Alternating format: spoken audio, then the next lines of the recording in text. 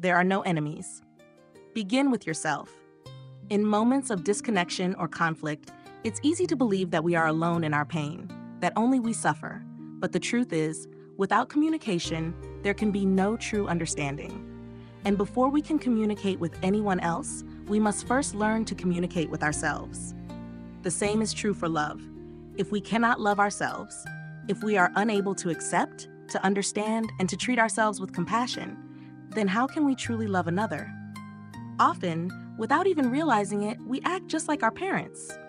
Perhaps we are repeating our father's behaviors, even while feeling that we are completely different from him, even in opposition to him. We may reject or even resent him, not recognizing that our rejection of him is also a rejection of ourselves. Our Father is not outside of us. He is a part of us. We are his continuation. So if we want to communicate with him, we must begin by making peace with the Father inside ourselves. The self is made entirely of non-self elements. Our true nature is interconnected. And so the practice begins with deep looking to see that our parents, our ancestors, the earth, the sun, the food we eat, all these so-called outside elements actually dwell within us. Without them, we could not exist. If two opposing sides wish to come together and reconcile, they must each first understand their own suffering, their own history, their own roots. Only then can they truly understand one another. The same is true with self and other, self and non-self. Our suffering, our hope, our anger, our confusion are not so different from those of the one we call other. When we are angry, we suffer. And if we truly understand that, we can also recognize that the one who is angry at us is also suffering. When someone insults or harms us, can we pause and see that they too are in pain? We often forget this. We only see that we are hurting, and we view the other as the source of our suffering. Then we want to retaliate, to punish. But in that moment, we become just like them, consumed by anger, gripped by violence. If we can see that their suffering is not separate from our own, compassion naturally arises. Understanding another is understanding ourselves. Understanding ourselves is understanding another. It always begins here, with you.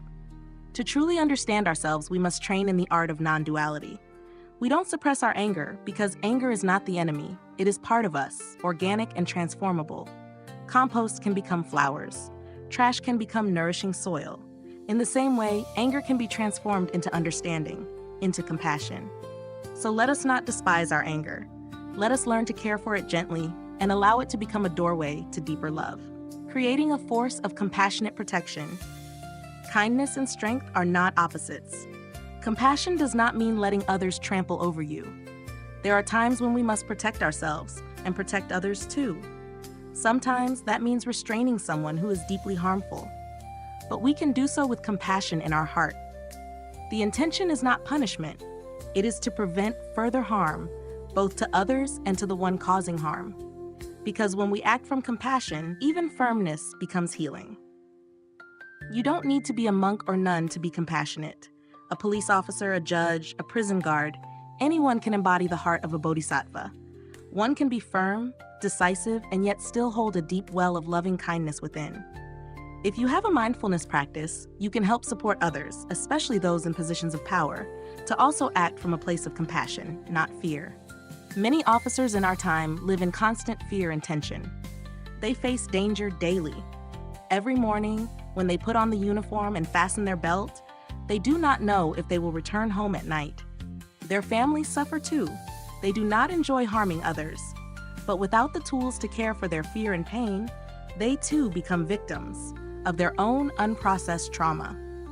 If you are a police chief or someone with authority, and you truly understand the inner world of those who serve under you, you must nurture compassion within yourself first.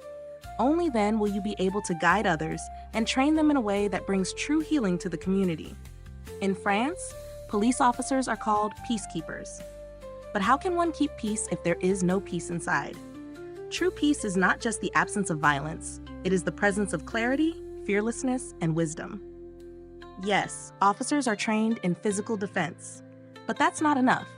They must be trained in inner defense as well, in mindfulness, in deep listening, in non-reactivity. Because when fear dominates, mistakes are made, weapons are drawn, innocent lives can be lost. So let us help build a new kind of protector, one who keeps peace not only on the streets, but in their own heart.